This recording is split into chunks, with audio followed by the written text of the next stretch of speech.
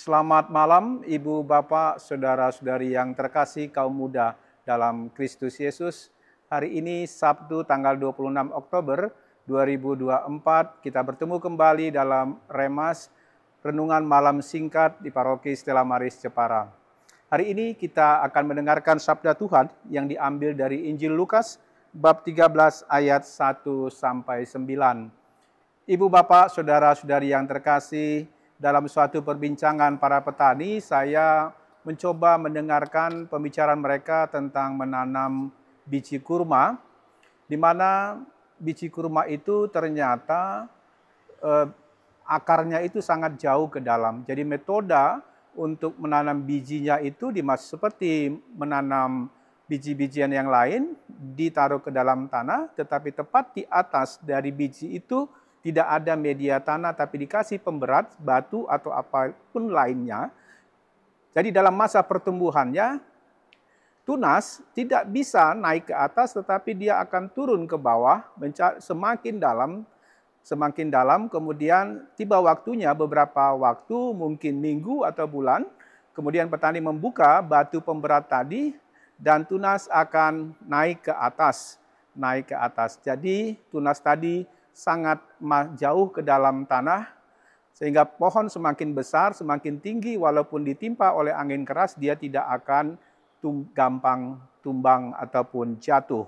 Demikian Ibu, Bapak, Saudara-saudari yang terkasih, dalam sedikit gambaran yang saya sebutkan tadi, firman Tuhan dalam Injil Lukas, bab 13 ayat 1-9, dalam satu perikopnya Tuhan mengatakan kepada kita, "Sudah 3 tahun aku datang mencari buah pada pohon ara ini, namun tidak pernah menemukannya. Sebab itu, tebanglah pohon itu. Untuk apa pohon itu hidup di tanah ini dengan percuma?"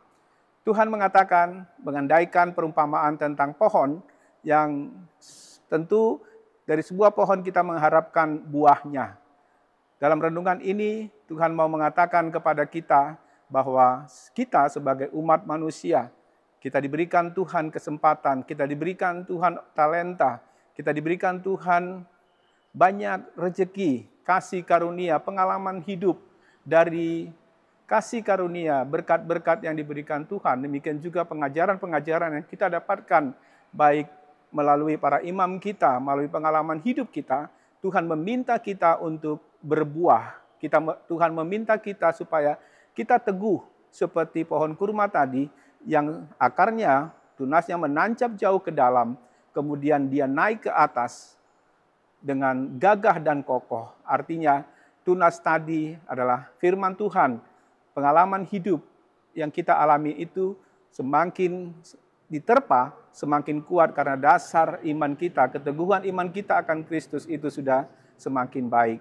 Sehingga masalah pohon itu berbuah tentu dengan disirami oleh firman Tuhan tadi, seperti petani menyirami media tanaman tadi dengan pupuk ataupun lainnya, itulah firman Tuhan tadi, sehingga dia akan menghasilkan buah. Buah-buah yang diminta Tuhan bagi kita untuk berkembang adalah buah dari kasih itu. Semoga firman Tuhan hari ini yang kita dengar memperkuat iman kita, dan jadilah kita menjadi pohon yang kuat, yang teguh, dan juga menghasilkan buah. Buah yang kita terima dari Tuhan, buah pohon yang berbuah tadi, itu adalah biji-biji kasih yang kita harus teruskan kepada semua orang, tidak hanya bagi kita. Puji Tuhan, semoga firman ini menguatkan kita. Amin. Selamat malam.